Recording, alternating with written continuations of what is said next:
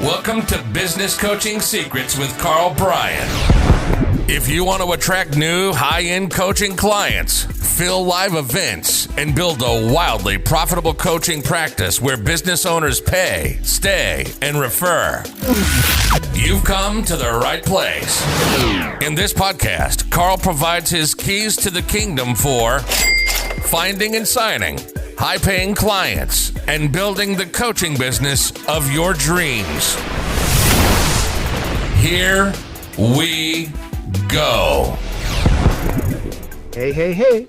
How's it going? Karl Bryan coming at you for another episode of Business Coaching Secrets. I'm here sans road dog, so you're going to have to put up with me waffling for the entire time. So, let's get straight into it. I got a question here from my boy Road Dog. I got a few of them, by the way. So the first one he says is help a coach who's quote unquote stuck. So there you go. This is an easy one. I did my first week internally at focus.com. We've got called the Ask the Expert call. So I did my first Ask the Expert call this week in about, I don't know how long, but I'm going to say 3 or 4 years. Got to tell you, it was a lot of fun. And guess what I talked about? Something along these lines. I want to make you feel comfortable. If you're sitting there and this resonates, that, you do feel stuck. You are not alone. This is a very, what am I trying to say? Popular highway. Not a good metaphor. But this is not unique in any way, shape, or form. So what would I say to that? You are stuck. Here's what I would say. Number one, I want you to ask the question, what am I doing? What am I not doing that I need to be doing? Okay. And remember, really important here, you got to get raw. You got to get real. You got to go a little bit less than the Band-Aid surface stuff. You got to get really down to the grassroots, right? But at the end of the day, what am I not doing that I need to be doing? Okay. Number two, you got to create a goal. And I want that goal to have 3 simple, doable steps. Okay. So this isn't like the massive North Star, Elon Musk, Mark Zuckerberg type stuff. So this is just a simple goal that we can pull off. And then the third thing, which is hugely important, and the other two, probably not be accomplished if we don't do number 3. And that's, what are the habits that you have that are stopping you from achieving your goal? And once again, get raw, get real, go to the grassroots of this and hit it head on. And by the way, let me just guess. So number 1, what are you not doing that you need to be doing? I bet you that would be generating leads and having conversations with people that could potentially buy your coaching. Okay. So boom, that's it. We got to hit that thing head on. Right. Number 2, what do we got to do? Create a goal with 3 simple steps. So how about we're going to get a client by the end of the week. Okay. And again, depends upon when you're listening to this. But again, by the end of the week, I got to tell you, you can get a coaching client in a day, in a couple of days. Absolutely. Give yourself 7 days to do it. Or, again, the end of the week, maybe that's going to be 5 days. Maybe that's going to be 4 days. And if you feel like you need the full 7 days, then make it a goal, because I want it to be able to be accomplishable. Right. But remember, you can't control the outcome, but you can control your own effort. So what do you got to do? You got to stack the odds in your favor. How would you stack the odds in your favor? Triple, quadruple, 10x the number of leads that you're generating and the number of conversations that you're having. At the end of the day, number 1, generate leads and have some meaningful conversations with people that could potentially buy coaching from you, so that your ideal client, your avatar. That's the restaurant, the chiropractor, the dentist, the butcher, the baker, the candlestick maker. The second thing you're going to do is set a goal. So your goal is to get a client by the end of the week. And it might be to get your 10th client, and it might be to fill your group, and it might be to fill your live event. But let's just go with a simple goal of getting 1 client by the end of the week. What are 3 things that you could do in order to accomplish that goal? Contact close friends and family, close associates, be raw, Be real. Ask them for a little bit of help. You know what people love to do? When's the last time you asked a friend for help to get you a coaching client? I'm going to hazard a guess. That would be never. Why? Because you're embarrassed. You're fearful, right? You know what friends and family love to do? They love to help, but they need to be, you got to be asked, you got to be direct, and you got to just be black and white, very binary, yes or no.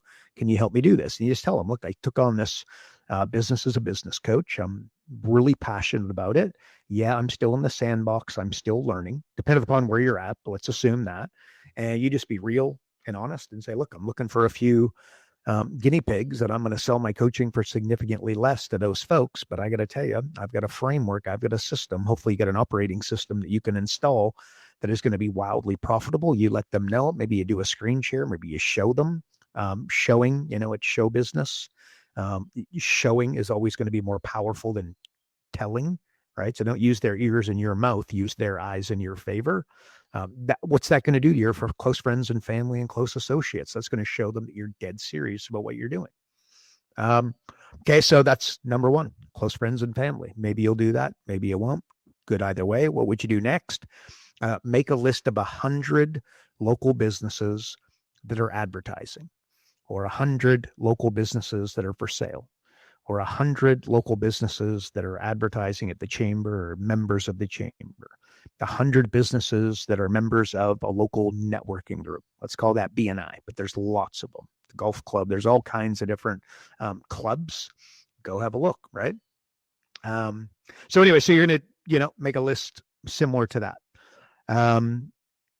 Make a list, and again, make it 100. Ultimately, it needs to be 500. If you're going to do this you're going to reach out to, 10 people every day, hopefully 25 people, 30 people every day. You're going to have a long list. Guess what? That's hard work. You got to do it. So you're going to make a list of 100 people. Then what are you going to do? Okay. You're going to send out 10 text messages, 10 emails, 10 private messages, and pick up the phone and make 10 phone calls. And you're going to do it every single day for the rest of the week. And then you're just going to rinse and repeat. So simply put, you're going to contact close family and friends. You're going to make a list of 100 local businesses that you think might be suitable for coaching, people that are advertising, people that are trying to sell their business, the chamber members, the BNI members, anybody sponsoring sports clubs. You got a netball club. I bet you don't have a netball club. I used to live in Australia for a long time, and netball is very popular there. Maybe cricket. Let's stay on Australia. Maybe there's a cricket ground. But really, there's a rugby club, there's a football club, there's a basketball club, there's a tennis club, and people are sponsoring those types of clubs. Well, go find who they are. All right. Anyways, and then you're going to send out 10 texts, 10 emails, make 10 phone calls, send out 10 private messages. When are you going to do that? Every single day. What happens when you get the sniffles? What happens when you don't feel well? What happens when the kids are homesick? What happens when you have a headache? You do it anyways. Why? Because you're going to follow through. Following through, if you want to increase your confidence, follow through on your word. You want to crush your confidence? Don't follow through on your own word to yourself. Okay. Anyways, so that's number 2. And then number 3, what are the habits that are getting in the way of you achieving this goal? I'm going to call it hiding. Hiding behind the computer, staring at the phone and experiencing pain. Been saying that for years and years and years. That'll stop everything. Procrastination. Maybe it's video games. Maybe it's that social media doom scroll. Maybe it's the Netflix and, the binge watching. Maybe it's learning versus doing. Getting too stuck in learning phase and not doing phase. You want to get really, really, really, really, really good at coaching. You got to do the same thing as Tom Brady. How did he get really, really, really, really good at throwing the football? He threw the damn football, right? So what do you got to do? You got to get out there and do this.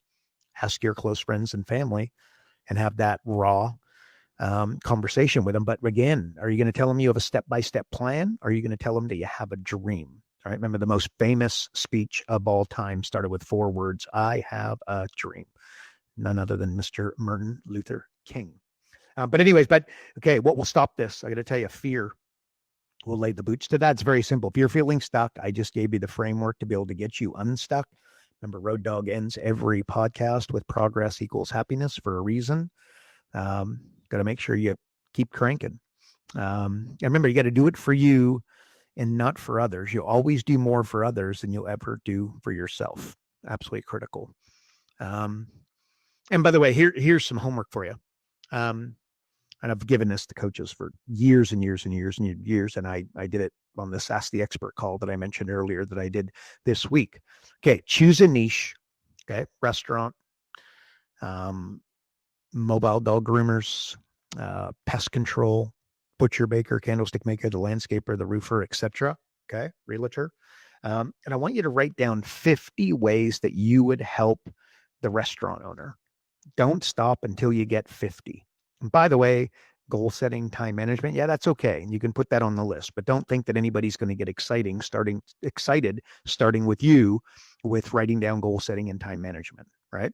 But what you're going to do is you're going to write 50 ways to do this. And by the way, if you want an example of this, if you just Google my name, Karl Bryan, I'd say restaurant case study, one of my first daily emails, I'm at like whatever day I'm at, don't even know, but 1500-ish. Way back when, like I think it's like day 8, I wrote, basically how I would go about helping a restaurant. And then, by the way, I did it a second time, which you might see that as well. I was on an e-foiling trip in Colombia, and I was with a buddy of mine, and he owned a restaurant. We were doing some powwow and some back and forth, etc. So I kind of updated a little bit, and I did another one. So you might see, and that would be like, I don't know, around day 1000. I have no idea. But if you Google it, I'm sure you're going to be able to find it. But that's me writing down, here's how I would help a restaurant. Do the same thing. And here's what's going to happen when you write down 50 ways to help a landscaping company, 50 ways to help a roofing company. You are going to be so excited to work with a roofing company, to work with the landscaping company, to work with the restaurant, because you're literally going to read through. I promise you this will happen. You're going to be like, if this business owner does even 3 of these 50 things, let alone 50 of these 50 things, my gosh, I am going to take their business to totally new heights. And by the way, whilst doing that, what I would encourage you to do is you got to avoid 3 things. You got to avoid new staff, high levels of training, and then capital expenditures. So that's why with our operating system, we always talk about 2%, 5%, 10% on the high end of the impact that we want to have. Why? Because we don't want them to have to hire a bunch of new staff. We don't want them to have to, stay up until 3:00 in the morning with training. We don't want them to have to go buy 4 new trucks and have these massive capital expenditures. We want to keep it super simple. So keep that in mind as you're building up your list. Okay, so there you go. So if you are stuck, I think I just gave you 3 steps to get out of being stuck. And very simply, what are you doing that you need to be doing? Number 2 is to create a goal with 3 doable steps. Simple, easy stuff. Progress equals happiness. And number 3, most importantly, what are the habits that are stopping you from achieving your goal? And what do you got to do? You bloody got to stop them. Okay. 1 minute. I got to open up my phone. Road Dog. Okay.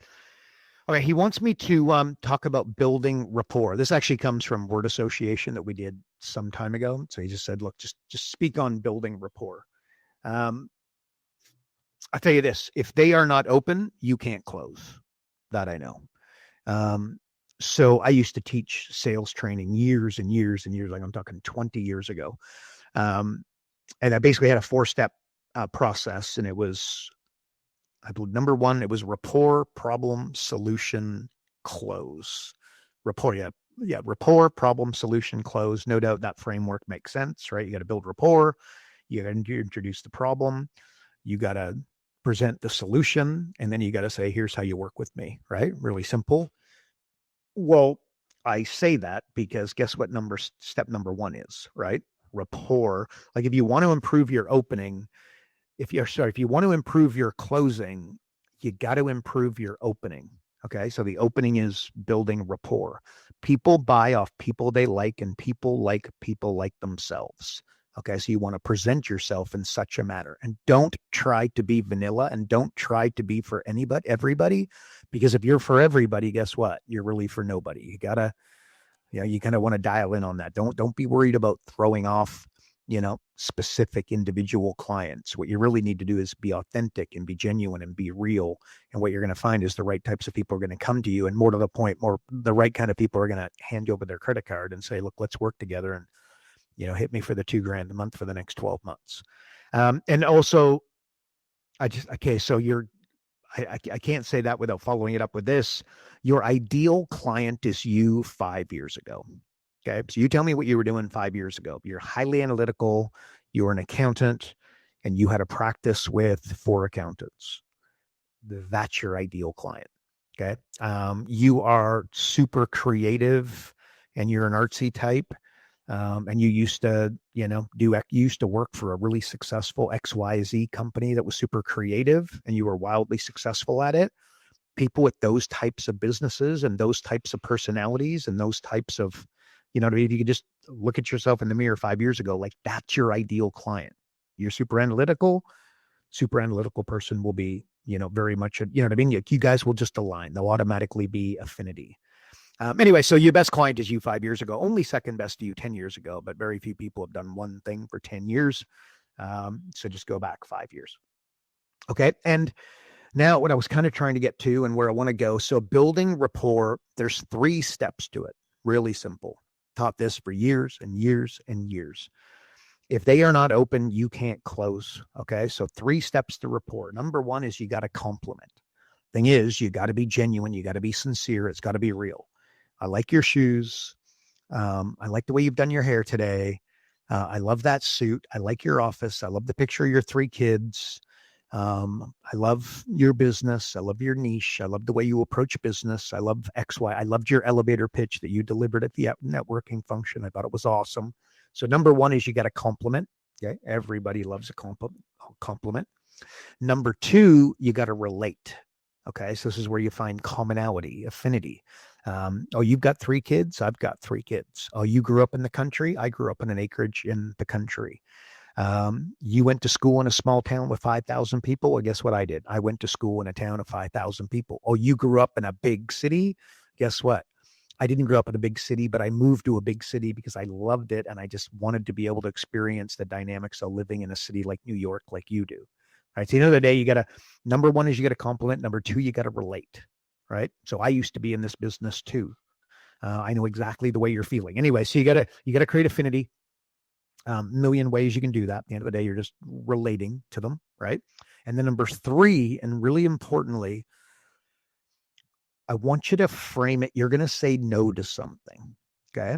As an example, they own a restaurant. And you say, yeah, look, I love helping restaurants. Yeah, I've got a background in that and a passion for that. Like the one thing I don't do is I don't help home service businesses. The one thing I don't do is I don't work with manufacturing concerns. One thing I don't do is I don't work with SaaS companies. The one thing I don't do is I don't work with businesses where mom and dad are both working in it, or those are the types of clients I do. So I don't work in a business where mom and dad aren't both working in it, right? Like you got to frame up, again, you 5 years ago, and you got to pick your niche. Like you want to say no to something. What that's going to do more on a subconscious level than a conscious level, it's going to make you a lot more trustworthy when you're saying no to something. So anyway, so that's, compliment, relate, and then, tell them up front and quickly. And again, this is a script. Hopefully you're getting that, right? Like they're like, much like a politician. A politician gets a question. What do? They just answer whatever. Like, maybe I shouldn't go down that road today. Anyways, with our current climate and everything going on. But anyway, so you like a politician, they get asked a question. They're going to answer what they want to answer regardless of what you ask them, right? So they just take in a different direction. You should be doing kind of exactly the same thing in that regard. But whilst being very genuine, very sincere, you got 2 ears and 1 mouth. You got to use them with that ratio. You got to listen. They don't want to understand what you're saying. They want to feel understood. Make sure you make them feel understood. Anyway, so there you go. So that's rapport. I, again, could go on with that, but that's the kind of thing. If they're not open, you can't close. I'm just going to say that is a pretty important step of selling coaching that often goes disregarded. Okay. Got to open up my phone.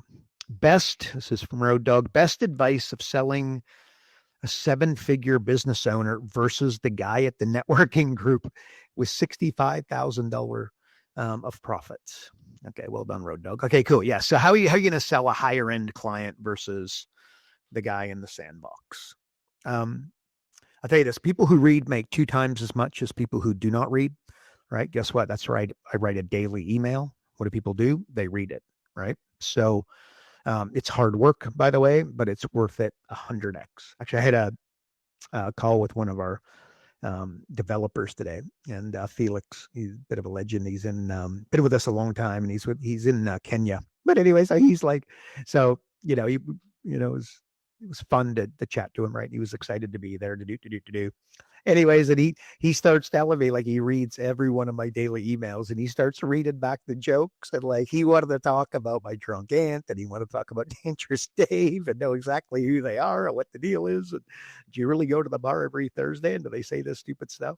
Anyway, it's kind of funny. And but I'll just tell you that it works. It works on steroids. If we do not send that email out at the right time every day, we are fielding all kinds of emails. Did I miss it? Did I miss it? Did I drop off the list? Is the email coming today? This is how I start my day, etc. So anyway, what am I saying there? People that read makes two times as much as people that do not. And I introduce you to none other than Mr. Warren Buffett. He's famous for telling you. Many others say the exact same thing. I'll just tell you this: rich people don't want to save money; they want to save time. Right? Money loves speed. So present your offer in a way that they're going to get to their goals faster, right? And you are the plug, and you're the plug that's going to make that happen. If you can think about this, if you can explain to a business owner their thoughts to them better than they can think it through for themselves, you organically get authority to guide them and their business problems, right? Because look, successful people aren't motivated. They are driven. Okay. They've got an inner drive. That's really good for you. Imagine if you had coaching clients that you didn't need to motivate. They were already wildly motivated. It was just a matter of you providing the structure and the game plan, step by step, 1, 2, 3, etc. How awesome would that be? Well, go to successful people and make them more successful. You want to have a great company. You want to have great clients, right? Like the thing that all the GOATs have, let's call that Tom Brady, and let's call that Roger Federer, and it might be Novak Djokovic, and there's the young kid coming up. But at the end of the day, Michael Schumacher, Oprah, all the different GOATs in the different niches, right? What do they all have in common? With 100% certainty, they've all got one thing, and that is hunger. Okay, like Roger Federer, by the time he was 30, I'd say that he'd made enough money to be able to set himself up for about 3 lifetimes. Okay, generational wealth. Well, he was up at 5 a.m. training. Michael Schumacher was the exact same, had more money than he could ever spend in 75 lifetimes. Poor bugger, by the way. But at the end of the day, and he kept getting up and he kept driving and he literally risking his life every time he jumps into that car, and he kept doing it, right? So I used to go, why? It is not motivation. It is an inner drive, an insatiable appetite to succeed. And that's the good news is you start going after, more. You want to be looking, you give me the one thing that I want in a coaching client. It's real simple. It's that word. It's hunger, right?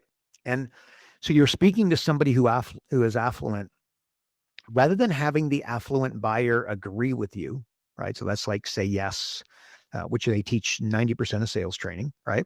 What you really want them to say, and this is nothing that I haven't said many times, but I got to tell you, can't begin to tell you how important it is and how this is how I frame up many conversations that I have. I want them to, rather than say yes, yes, yes, which by the way, yes is way better than a no. So I certainly want them to be saying yes, right? It's 101. But what I really want them to say is, wow, that's amazing. I've never heard it explained like that before. That's the real frame that you want to get across. You start doing that with affluent folks, you are going to find that they are suddenly going to be contacting you. They are going to show up to your meeting and they're going to show up prepared. That inner drive, that inner hunger is going to come out. It's like, again, what we present profit acceleration, right? And how the numbers compound. And ultimately, everybody's looking for compounding, but the problem is they don't have 10 years. Well, profit acceleration is really simple, small incremental changes in multiple areas simultaneously. They give a compounding effect without the use of time. Right. So, and by the way, what's the reaction we get? We get something to that effect. Wow, that's impressive. I've never seen that before. Is that real? Is that true? Is that actually something that could happen? You can see that the hamster wheels start to run, but you got to educate them, right? Like teach them stuff like the flywheel, which I've talked about many a times, like thinking in circles versus straight lines. That's another way that I would explain the flywheel, right? Start thinking in circles instead of straight lines. And trust me, if you're not familiar with this or you're not conscious about thinking in circles, Your brain is designed to run to safety. Your brain is designed to think in straight lines, most definitely. So that's a bit of a wealth hack on steroids, if you ask me. I would also say this, okay, so I'm just thinking like hacks of speaking to affluent. There's 3 frames when trying to influence someone, and that would be higher, equal, and lower, right? So think 10, 10, 80. You must take the higher frame for a percentage of time, right? But only 10% of the time, not 80% of the time. All right. So like if you have a business at the networking function or one-to-one, or somebody introduces you to somebody, and let's just say they got $100,000 of gross revenues, right? Which translation, small potatoes on freaking steroids, right? Like they're, kind of, if you're making 100 grand, you could be making 100% margins and only be making 100 grand, right? So these guys are not doing, and they don't have 100% margins. I can guarantee you that, right? So these guys are making like $20,000, $30,000 in their business. Well, you will probably organically take the higher frame with that individual, right? But if you have a business that's doing $10 million a year and they're at the networking function, or that's the person that you get introduced to, and I'll assume that you've never built an 8-figure business, a $10 million business, you'll organically take what? And that would be the lower frame, right? But you must take the higher or they're not going to buy from you. It's so critical, right? But don't spend, like our friend Grant Cardone. I've noticed that he's got significantly better at this over the years. But if you find that Grant Cardone is a little bit annoying, I just told you why. Okay. Because he takes the higher frame like 80% of the time. In some cases, it feels like 100% of the time, right? But again, to his credit, he's got much better at that, in my opinion. And by the way, no, I do not think he cares what I think, right? So God bless him, and I hope he keeps doing wonderful things, assuming he's doing wonderful things. But at the end of the day, if you find that annoying, that's why, right? You don't want to spend all your time in the higher frame. And if you were to ask me why, rich people don't want to be talked down to. And by the way, nor do people with very average businesses, right? So again, you want to spend like 10% of your time higher, 10% of your time equal, and then like 80% of your time just in like the lower, but not demeaning yourself, but just in the, oh, wow, you've done something really, really good here, right? So at the end of the day, you want to kind of frame it up with that, like a 10, 10, 80. You don't want to be spending 80% of your time in the higher level frame, or I don't think that's who you want to be. I would have, if you're, and by the way, I'm just going by the basis that you're a coach, you want to help people for a living. We tend to, struggle with the opposite. So I just say this. So nobody really knows what the hell they're doing, and they're just making it up as they go. That's not the PhDs. It's not the CEOs. It's not the famous Hollywood types. And that includes Elon Musk and Zuckerberg and Bezos back in the days he's building Amazon. They're just moving fast and breaking things, in the words of Zuck, in the words of Zuckerberg, right? We're all, including me, we're all just figuring it out as we go. And you should too. Like, if I were to put that in 2 words, it's just like next action, next action, next action, next action.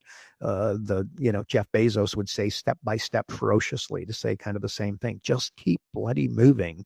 It's like, don't try to become a lead generation superstar. Just take action, send the messages, send the emails, go to the networking function, contact your family and friends, contact the people selling the businesses, contact the people advertising, contact the people that just joined the Chamber of Commerce, contact the person that runs the Chamber of Commerce, contact the top salesperson at Chamber of Commerce, contact the people that own BNI, contact the people at the golf course who organize the events, contact the people that are picking the speakers for the next event at the chamber, right? And just next action. And by the way, prioritize learning. That should be one of your next actions. Like, if you want to sell to the affluent, people respect people who can teach them something, I'm going to say unique and awesome, right? So you want to be teaching something unique, which is fundamental, just in a unique way, and make it awesome. Awesome would be something that they hear and they go, wow, right? Like, something I hear a lot about is the Matthew principle that I've dropped on the podcast lots of times, but I do think that it is like I don't know if it's a wonder of the world, but it's pretty bloody close. And remember, economists use this to explain how the economy works. Okay. And I would dare say that you might be trying to work out how the hell the economy works, right? So if that's what economists are doing, and they're pretty smart guys and gals, there might be something to it. And just simply, it's just, those that have everything, more is given to them. And to those that have nothing, everything will be taken. And by the way, maybe I'm right, maybe I'm wrong. I want you to look back, reverse engineer, like look back in the rearview mirror of your own life with your friends and your family and the entrepreneurs and people that you knew and people you went to high school with and people that you went to college with, and tell me if I'm right. Right? Do some people just have that, that silver touch, and then do some others just fall away and self-sabotage despite whatever, it just happens. I think you're going to find that I'm right on that one. And by the way, again, it's a very famous principle. And I would just like inflation. You talk about the rich, like inflation is a tax. The poor pay the rich, right? Example, real estate prices, stock prices. Just have a look at it, right? And can your kids go and buy a piece of real estate in a decent market in the US, in Canada, in Australia, in New Zealand? I'm going to say they're going to struggle mightily if you don't help them. That a good thing? That a bad thing? But those that invest get all the wins. Those that don't own assets fall further behind and struggle to get in, right? It's the Matthew Principle 101. Inflation is a tax from the rich that the poor and the middle class pay.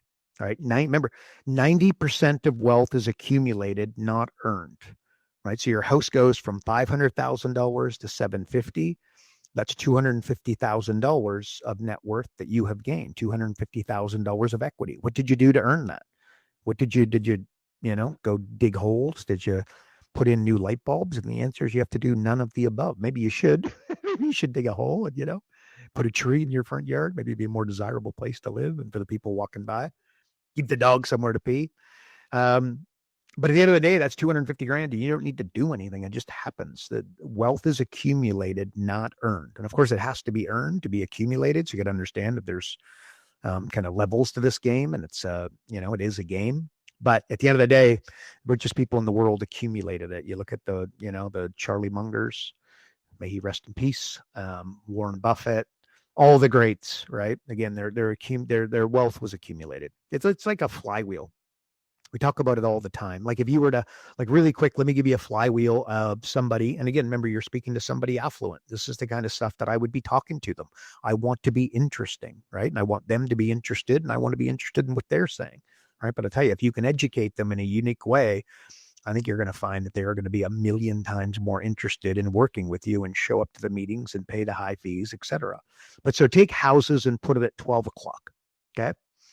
So now if you want to own a bunch of real estate, the person that you're speaking to wants to buy a bunch of real estate. I don't need to meet them to know that is probably a massive goal that they have got and something they would love to work towards. Okay. Well, what are they getting? So let's go to 3 o'clock. You got to strengthen your track record with banks and lenders. Okay. Now let's go to 6 o'clock. You got to build equity, right? Again, what I talked about a minute ago, your house goes from whatever it is, 250 to 500, 500 to 750, 750, to, 1.1 million, whatever it is, but you got to build up the equity. Like the guy in the example there, it was 250 grand we gave him, right? Now we're going to go to 9 o'clock. You're building up equity. Number 9 is you're going to buy more houses with equity rather than cash. Okay, you get that? You're going to buy more houses with equity rather than using cash in a bank account. Like I bought Road Dogs talks about my house in Kelowna. Like I bought that house and it's a monster, worth a number of millions of dollars. And I bought it with no cash out of my pocket. I owned another house. In fairness, it was a Vancouver house with an ocean view that I had bought many years ago. At the end of the day, I just borrowed the money against equity in one of my houses. And next thing you know, I own another very large piece of property and it took me no cash. Okay. So the bottom line is where am I at? I'm at 9 o'clock. Buy more houses with equity rather than cash. Okay. Now hang on one more step, but I thought, okay, so I've screwed this up, but that's okay. We're going to put this at 10:30. Okay. Now what you're going to do. So should you go and you've never owned a house before. Should you go and buy 10 houses at once? Okay.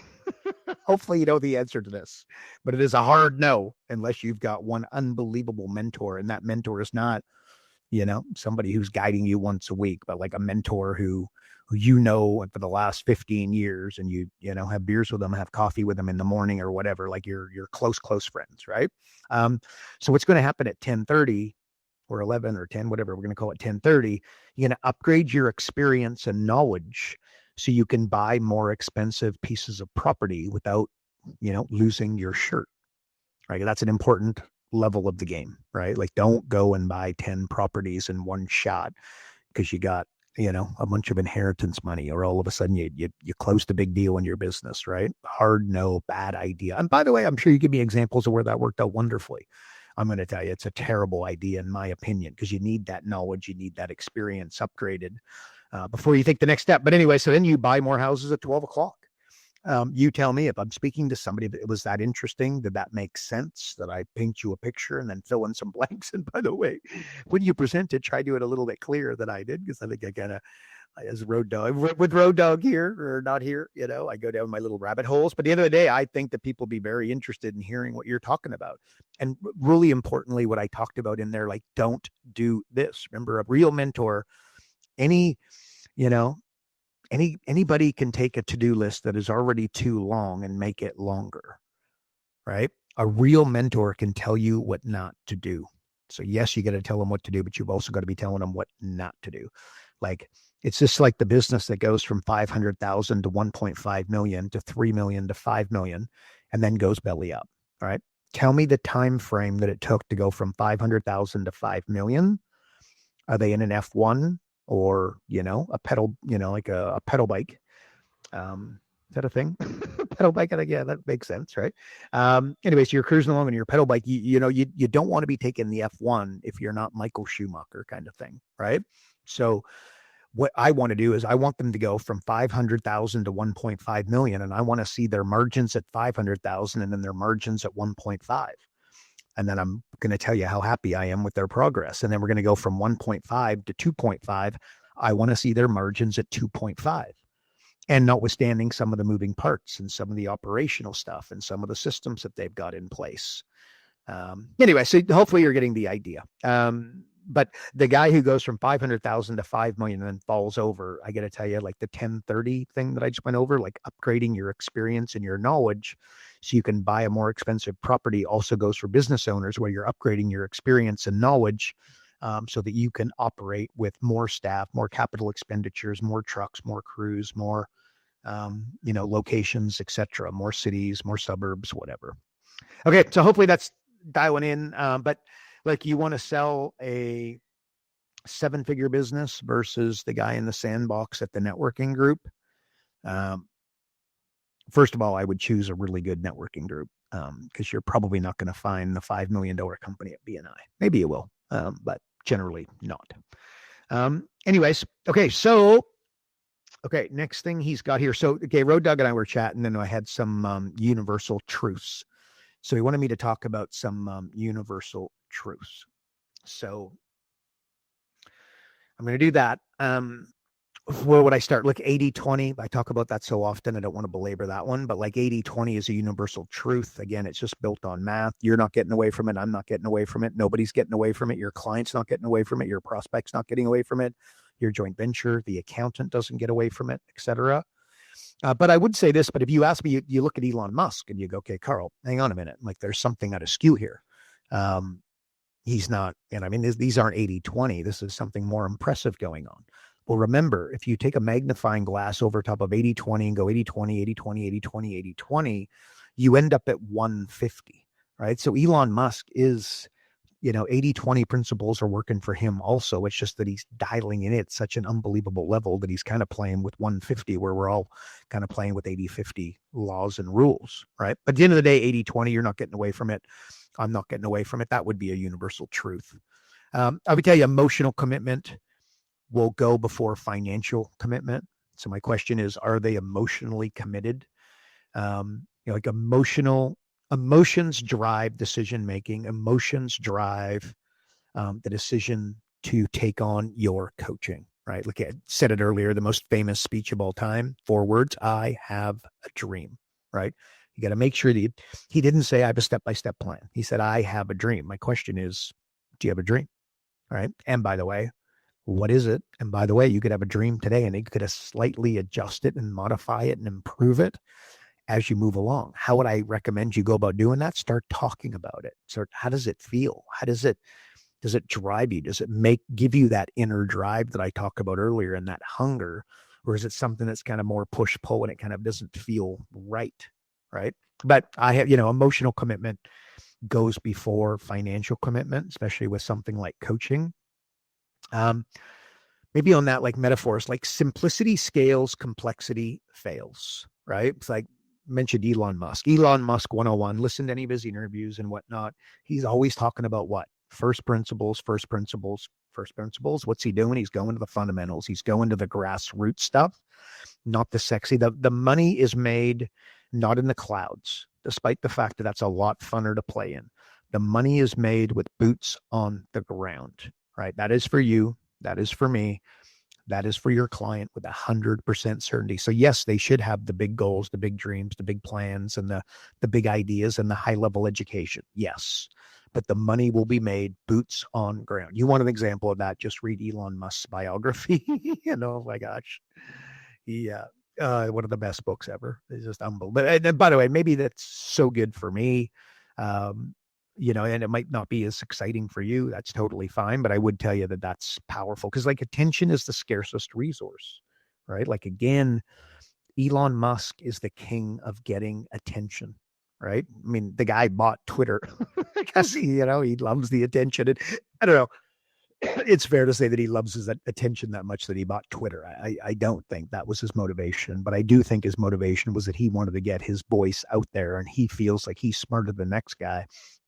And that his voice and his opinion matters, right? Well, you go to the networking function, the scarcest resource in the room is the person's attention. So I would be highly, kind of entertaining, not becoming a stand-up comic, and your job's not to become the class clown. That would be stupid. I don't think that would work. I wouldn't recommend that at all. But at the end of the day, you got to get their attention. If you're kind of vanilla, hey, how are you doing? What kind of business do you have? Yeah, I mean, I had to come up with something a little bit more exciting than that, right?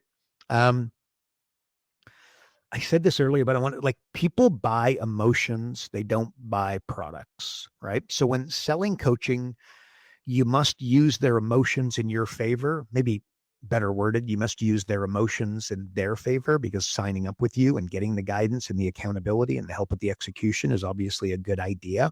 Now, there's a reason why Tiger Woods had 8 different coaches when he was on his way. Michael Jordan, famous for having coaches, always had a coach, right? The Bills didn't have a coach. Phil Jackson, I'll give you the red hot tip. They're not winning 6 championships. No chance.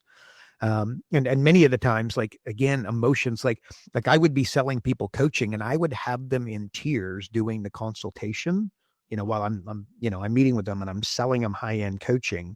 And keep in mind, I used to sell $100,000 coaching programs in the mid 2000s. Right. So I would have people in tears with, I'm not going to say regularity because that would be an exaggeration, but I can tell you that it happened often. And not so much by design, but kind of by design, because at the end of the day, I was just trying to get real and raw with them. Right. And they're like, oh, wow. And in some cases it was because, look, the truth is things are sliding in the wrong direction. I don't know how to tell my wife. I don't know how to tell my husband. I don't know how to correct it. In other cases, it was like, gosh, I had this dream when I started this business. And the truth is that I've been doing it for 5 years. And now it's just kind of become, what I'm going to call hell on earth. And in some cases, it was worse than that. And in some cases, it wasn't that bad. But at the end of the day, they're like, I've just fallen so far away from the passion that I was just talking about that it's actually sad. Right. And again, one of the things I got, you want to build a business you could sell tomorrow, but don't want to. I can tell you that I have had very successful grown men, alpha types on my phone crying as a result of that advice. And why? Because it's like, Karl, why didn't somebody tell me that back in the day? Because I had a wildly successful business. They sold it. They got, good money, but at the end of the day, where did they put that good money? They didn't have a financial background. They invested it. If you weren't successful in investing previously, what are the chances that you're going to hit a home run first crack? Well, guess what? They start betting on stocks and taking the hot tips from their buds, et cetera, et cetera, et cetera. doesn't work out so well. And they end up in our world consulting businesses because they've had, measurable success in the past. They want to, kind of be semi-retired, but at the end of the day, they're, they don't have the money that they should have as a result of what was supposed to be the most exciting decision ever, which was exiting their business. But anywho, so what else would I say? Trust. I would go as far as saying trust is the currency of business. I don't know if that's might be. Trust is critical. Trust is critical, right? Like one of the things I would often do, like again, when I was building my coaching business, I always did local live events, right? But I wasn't doing one a week or one a month or one every 2 weeks. I was doing like 3 a day. I often would bring clients to the live events and I would get them to stand up and talk about the results. What do you think the result of that was for the other people in the room? And they were like, yeah, I've been working with Karl, I've been working with his team, I'm working with Karl's coaches, and it's been unbelievable. It's social proof on steroids is what it is. And by the way, you could do the exact same thing. In fact, what you could really do is you could do a presentation and just use the people, prospects and clients that you have meaningfully changed their life and improved their business, and just invite them to your presentation and do nothing more and nothing less than have them talk and effectively provide case studies on your behalf. And then you close at the end. I've never done that, but I got to tell you that would convert like crazy. But why? Because trust is the currency of business. And if you were literally bringing clients and they were talking about how wonderful you were and how much more profitable they are and how magical it was that you installed this operating system, and you weren't quite sure at first, but you just went all in and you just followed it, and your roofing company has gone absolutely through the roof. What do you think the other people are going to be thinking? They're going to be thinking, I got to work with this guy or gal. Anyway, so trust is a big one. And so my question is, though, so that's if you agree with that, what 3 things are you doing to build trust when you go to the networking function? One of the things, like we turn you into an author within 30 days. Well, I'll tell you, you walk in the room and you've got your book in your hand. This can lend itself to a lot of trust. Like, holy smokes, this is the guy that wrote the book on business, right? So what are 3 things that you are doing to increase trust and accelerate trust with the people that you are meeting? I would encourage you to think that through, right? Just take a half an hour, pen, paper, no interruptions, and write that down, and you'll come with some great ideas. Because again, the way I would do it and the way you might do it might be a little bit different, but at the end of the day, it's, go to the fundamentals. Okay, I'm going to go to Charlie Munger, his famous lines, show me the incentives and I'll show you the outcomes. Okay, so translation, incentives drive behavior. Show me the incentives. If you can show that the incentives are working for you as a business coach, and to pay you $2,000 a month, $24,000 a year, you might be $5,000 a month, $60,000 a year, you might be $1,000 a month, $12,000 a year, you might be, $250 an hour. By the way, if you're $250 an hour, we need to chat, because you don't want to be an hourly coach. That's the worst model in the steroids, that worst model in the world on steroids. That is just time for money. Steer clear of that. But anyway, so you need to incentivize them in such a way that whatever they're going to pay you is going to be paid back, 5, 10, 15, 20, 25, 30, 35, 40x as a result of working with you. And again, and by the way, you got to use their eyes. You need to use simulators and software to do this. I would not be doing this with your lips and their ears, but you got to be able to demonstrate this with visuals. But anyway, so incentives. Show me the incentives, I'll show you the outcomes. I think that's just genius advice by none other than Mr. Charlie Munger, the OG of mental models. I might just do one more. So freedom lives in structure. Most people get this totally backwards, thinking freedom is based on, doing what you want when you want with zero plan, right? And by the way, that's why 90% of businesses ultimately fail, and 90% of the population, certainly 80% of the population, not doing so well. But remember, the magic is not in the plan. The magic is in the planning. Okay. So again, famous quote from Mike Tyson, everybody's got a plan until they get punched in the face, right? Well, where that comes back, what happens is when you get punched in the face, you're going to have to draw back to your training. How many times did you get punched in the head while training and were you able to shake it off and, come back, get against the ropes and, put your gloves up so you can get your bearings, right? So the magic in boxing is from, in the training. So anyway, again, structure is a good thing, not a bad thing. Average entrepreneur has got ADHD, certainly successful entrepreneurs. Tell me without meeting them, how much do they love structure? And the answer is they don't. But also tell me, what's their lifestyle like? What's their life like? What's their anxiety levels like? What's their, we're checking their stress levels. Where are they at? They're probably through the roof. Why? Because they're lacking structure. You give them structure, they're going to say thank you on steroids. I might also, so change is like nature's law is change. Translation, you got to stop trying to fight it, right? The clock, just look down at your watch, look at your phone, but I don't want you to look at your phone. So look at it. I need you to find a clock. You probably can't even find one because you use your phone. But anyways, let's pretend the clock doesn't stop changing, nor should you. Like you should not try to stop it, right? Literally a fool. Imagine trying to be stupid enough to spend your time trying to stop the clock from ticking. That would be the most ridiculous undertaking you could ever take in your lifetime, right? Well, but tell me, if change is nature's law, how many people, and it might be you, it might be me, might be Road Dog, might be your prospect, might be your client, are they trying to stop change when it's absolutely an inevitable? That's crazy, right? Because I tell you, fear and pain are life's greatest teachers. What do most people try to do? They try to stay away from pain. When pain, you speak to a Steve Jobs, you speak to an Elon Musk. Again, read Elon Musk's autobiography. The reason he is the world's richest man and going on to be, probably the world's first trillionaire. It's one word. It is pain. It is. The man lives in a lot of pain, and he'll tell you as much, by the way, right? I mean, just watch him get interviewed about, when he gets a bit raw. And I better, so kid, we gotta lighten this up a little, folks, here. We don't have Road Dog here making fun of me.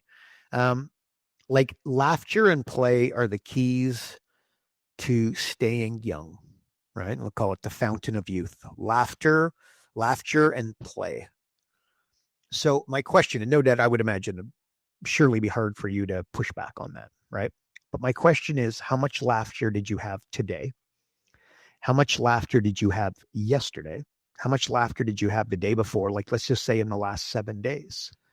And if you're thinking not a lot, if you're thinking, a few times a day, then you're doing really, really well.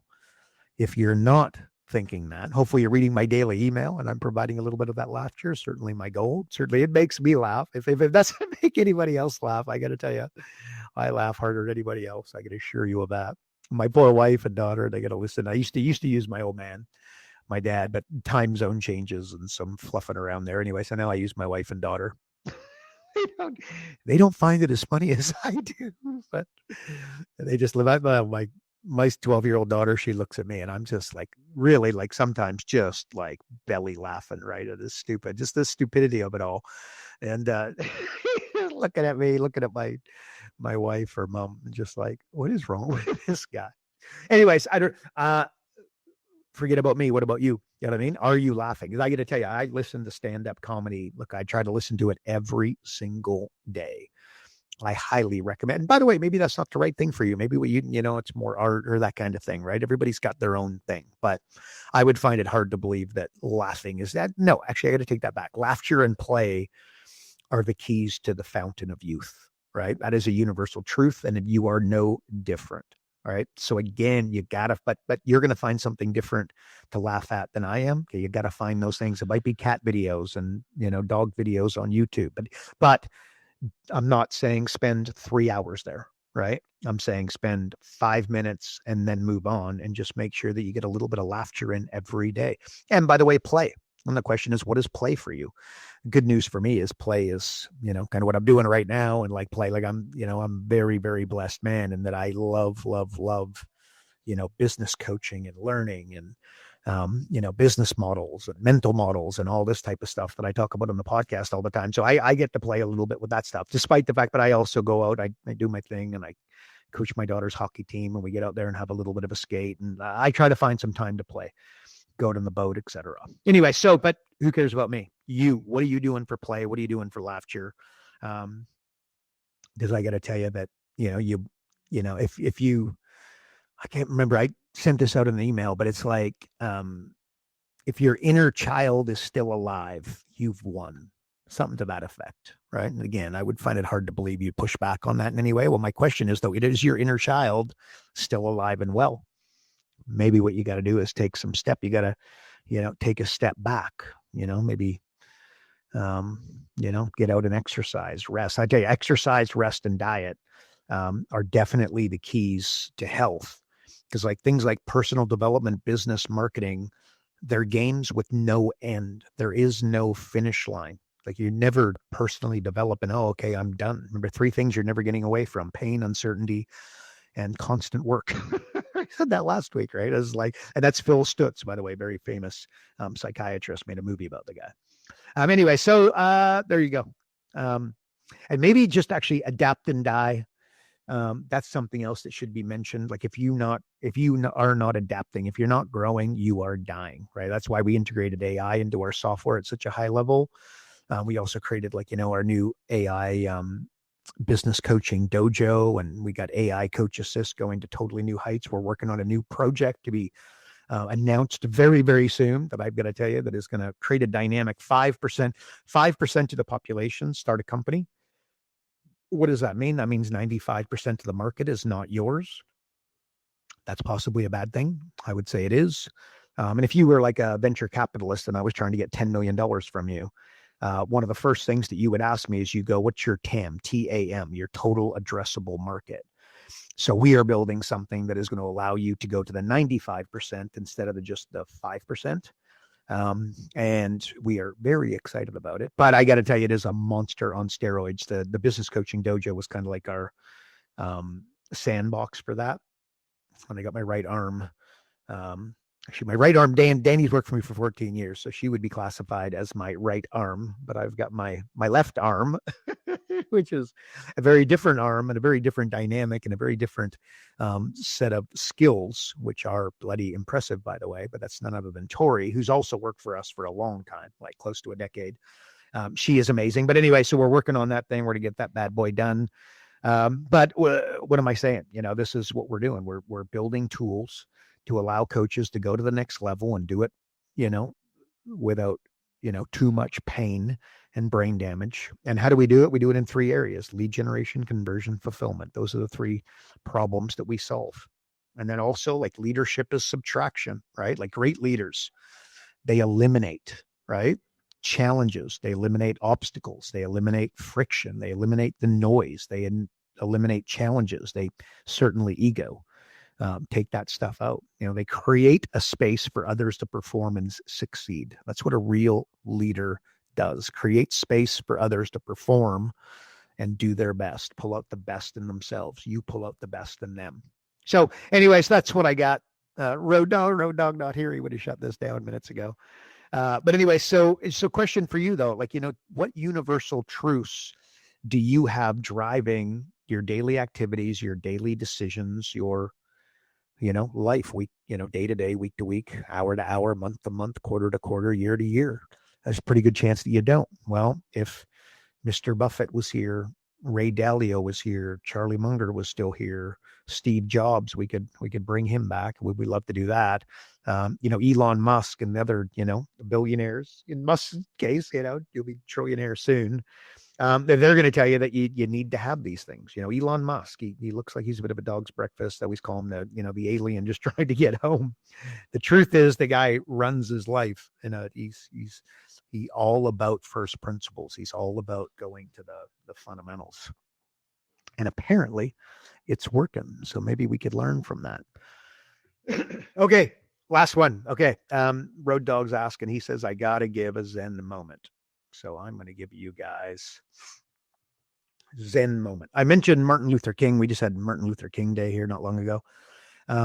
He's got a famous quote, probably make a bit of a meal of this, but it says something to the effect. And this one lands for me, just given, my big brother committed suicide when I was 16 years old.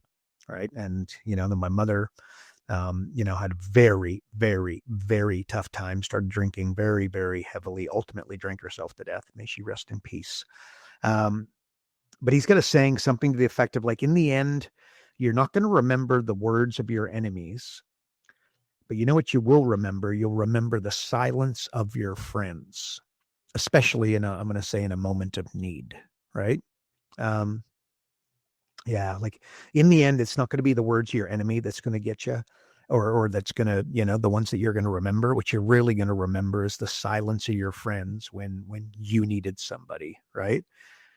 Like it makes me think when we look back and let's face it, we're on some crazy time. COVID was a few years ago and some crazy just go to your Facebook profile. I mean, there was a guy, I'm not even going to talk about it, but there was somebody very famous arrested today as I record this. And I'm not going down that rabbit hole. I'm not going down that rabbit hole because the only reason is I just think what you got to do is something that I can't control. So I ain't going to talk about it. I ain't going to think about it. What I can control is my own action, my own psychology, my own motivation, my own passions, my own, inspirational and what I'm reading and what I'm listening to, etc. So that's what I'm going to concentrate on. But let's face it, there are some pretty crazy times that I think on the back of that, there's going to be, I don't think he's going to stay quiet. Don't know, could be wrong, but I think they just could be a little bit messy in a good way, but going to be messy. So we won't, what am I trying to say here? We won't be surprised by the greed of the powerful and the wealthy, maybe the despicable acts that they may or may not have done. But yeah, what you're going to be surprised by is the loyalty of the average is what I'm trying to say, right? Like the average family votes against their own interest while bowing down to the rich and the powerful that are fundamentally stealing from them and their family's future, right? Like I've said this so many times, but then I'll get lots of feedback about this, but like the average government decision maker is like 60 to 70 years old and they have lots of assets. They own, there's certain people who own crypto right now. What do you think they're trying to do with crypto, right? And by the way, I'm a believer in crypto, to be clear, but they own real estate. They own stocks, right? Well, you look at fiscal policy over the last 20 years, and you are going to find that fiscal policy has favored 60 to 70-year-olds with what? Assets. And on the back of that, what's it done? It's disadvantaged the average family, and most despicably, our youth, right? And by the way, maybe I'm wrong.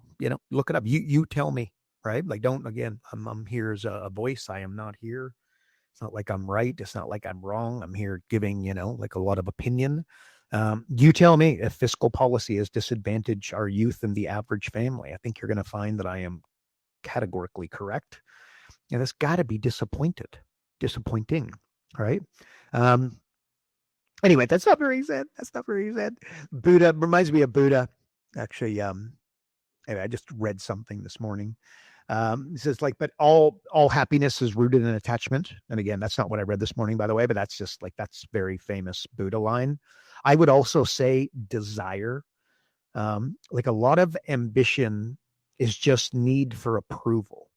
Okay, do you hear me there? A lot of your ambition is quite possibly coming from a deep-seated need of approval for yourself, right?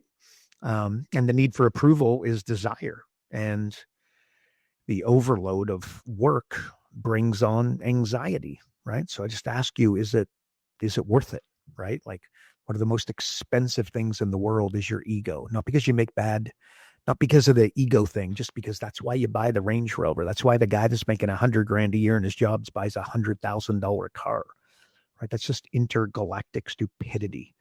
So again, let me translate that. Stop buying $100,000 vehicles and expensive crap if you're not 100% financially free. And by the way, I must preface this. Guess what? I bought some expensive stuff when I was not in the financial position that I am, where I'm very financially free. All right. Well, in some cases, buying, a house that I couldn't quite afford, and then houses that are cars that probably didn't make a lot of sense. I can also tell you, keep in mind my personality type as I see this, as I say this, and notwithstanding a work ethic that I promise you would make your eyes water, right? Like working 15 hours a day for me. There was a time where I would have very comfortably described myself as a workaholic. I don't think that I suffer from that anymore, but I can tell you that I work 10 hours a day falling off a log, and it's just kind of an automatic. Like, this is what I do. This is what I love. So, to a large degree, it's play for me, right? But anyway, so and what am I trying to say there? Like that I benefited as a result of buying expensive crap. So I got to make sure I don't fall into the category being the person that's given the advice that they didn't follow. That said, not everybody's got my work ethic, and you know what I mean? And by the way, would I recommend my work ethic? Hard no. If I could do it all again, would I adopt that work ethic? You could bet your life I would not. Zero chance. That said, I would still want to be able to impact a lot of people. I would still want to be able to make what I believe to be a, bit of a dent in the universe in my own very, very small way. But that said, I can promise you that I would not work as hard as I did, because those cars and those houses and those demands and those, expenses, they brought on some pressure, but I did it. So anyways, I hope you're getting the spirit in which that's being intended. I just want to make sure that I'm like, okay, you go see a speaker. Okay. He's a billionaire. Guess what he's going to tell you to do? Follow your passion. Okay. Reverse engineer the dynamic. Guess what he or she did not do? They did not follow their passion, right? They made money in like all kinds of unorthodox, crazy industries that you've never heard of, right? And the pressure, pretty crazy. So, giving that advice once you're a billionaire is a little bit out to lunch. I just want to make sure, and I'm not putting myself in the billionaire category, by the way. Anyway, so I hope you're getting that. But you buy stuff, you end up with stuff. That's what I'm trying to say. You buy stuff, you end up with stuff. I don't think you want to end up with stuff. I would encourage you to end up with assets, right? Like, rather than buy the next iPhone, buy Apple stock. Rather than buying the next Amazon purchase, buy Amazon stock. Trust me, you can go without that stuff, and just put like a 3-day time horizon on it. Before you go and buy something from Amazon, wait 3 days and then go back and say, okay, do I still want it? If you do, you know what? Buy it. If you don't, just save you $100. And by the way, $100 is what? Nothing. But $100 and $100 and $100 and $100 and $100 really adds up. And then if you take that $100, $100, sounds sort of stupid. But anyways, you take that and put it into the stock market. Guess what? Yes, you're going to have to wait 10 years, but guess what? The years are going to pass anyways. And by the way, Christmas, birthdays, anniversaries, you're going to buy kids stuff. Well, why not buy them stock? Instead of buying them the iPhone, buy them the stock. Teach them to invest. That could be the greatest gift you could give anybody, is the understanding of how to invest, and then allowing them the space to develop the discipline and the consistent behavior required to put a few bucks away on a weekly, monthly, quarterly basis. Like, okay, so I've got a 12-year-old daughter, right? And so I was thinking about this morning. She talked to my dad. I'm in Mexico currently visiting my dad, 84-year-old, call him affectionately known as Skinny. I love him to death. Hilarious guy. Oh my gosh, he is 84 and he is still so quick-witted. We just have the best time together. He's awesome, right? But anyway, so I've got a 12-year-old daughter, showing him some videos to do.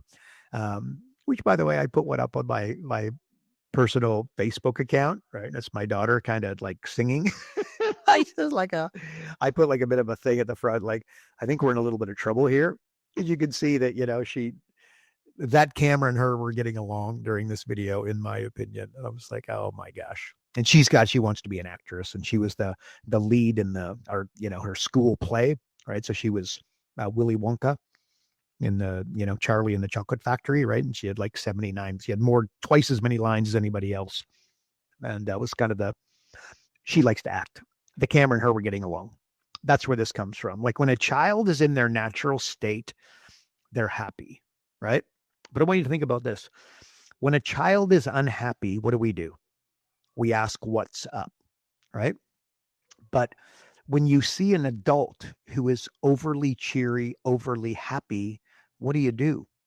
You ask what's up, right? So it's our expectation that kids will be happy, and it's our expectation that adults are going to be anxious and stressed. That sounds insane, right? And if you would ask why, look, it's puberty where kids go from default happy to default unhappy. That's what I believe, right? What shows up? Said it a minute ago, desires, right? Desire show up, desire to be good looking, desire to be popular, desire to be rich, to have money, desire to be good at sports, desire to get attention, desire to ace their exams without studying. And heaven forbid in these day and age, my daughter's not there. Luckily, we live on a Caribbean island, so like phones aren't a thing. But, soon we all know she's going to be posting on Instagram and these types of places and TikTok. And what's she going to be wanting? What is she going to be desiring? Those stupid likes, those stupid comments, stupid shares, etc. Oh, don't get me started on that. That is just so not good for society. The damage that does, ladies and gentlemen, crazy. Anyways, but I don't, I just, kids go from default happy to default unhappy. And I just think that, what we got to do is help our kids curve their desires. And I think what happened, you'll curve their happiness levels kind of instantly, right? You got to make sure.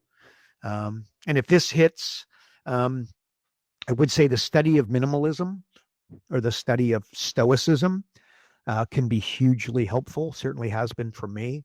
It's kind of like I don't meditate well, despite the fact that I do it and I'm working on it. But the truth is that you're just not talking to an all-star of meditation. Like nobody's given me any awards, but I do it. Problem for me is trying to get an hour, right? Because I believe that to meditate properly, what you need to do it for an hour, because all the magic happens in those last 20 minutes. And how do you get to those last 20 minutes? You got to sit there and do nothing for 40. But anyways, I don't know. There's people much smarter than I on meditation. I'll give you the red hot tip, but I do believe that that's come from some pretty smart folks, or it has come from some very smart folks. But anyways, what I'm trying to say, a powerful form of meditation for me is reading a book on Stoicism, or even, a list or a series of Stoic quotes. By the way, I would do this from the greats, Ryan. I would put Ryan Holiday up there with the greats, but the Seneca and whatnot. That's what I mean by that. And by the way, you're not going to find any of this on Facebook. Certainly not from the influencer types with their Lamborghinis and the walls up. I want to end with this. So being fun will open up more doors than determination ever will, right? So what am I saying? Being fun will open up doors that determination is just not going to. Translation, be fun. And how do you be fun? You know what? Maybe you're the funnest person and you're 10 times more fun than me. And then maybe it's something you battle a little bit with.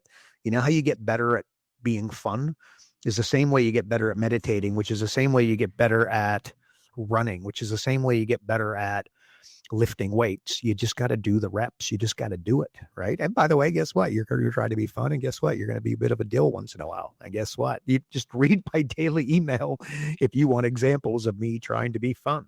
And importantly there, now we're talking about lead gen for clients a little bit earlier. You don't want to be vanilla. That's the worst thing you can do. So if I'm not like with my jokes, you could imagine there's people that read my emails and trust me, they reply and tell me what a jerk off I am, right? But if my emails weren't repelling an audience, they wouldn't be attracting an audience, right? So remember, vanilla is the position that you do not want to take. I think so if your inner child is alive and well, you have won. So that's my Zen thought, ladies and gentlemen. All right. So that is it for another edition. Business Coaching Secrets, as Road Dogg would say, which by the way comes from none other than the one and only Tony Robbins. Progress equals happiness. Have a great day, folks. Thank you so much for being here. Bye-bye. Karl Bryan built Profit Acceleration Software 2.0. So as a business coach, you'll never again have to worry about working with business owners that can't afford your high-end coaching fees. Check us out at Focused.com.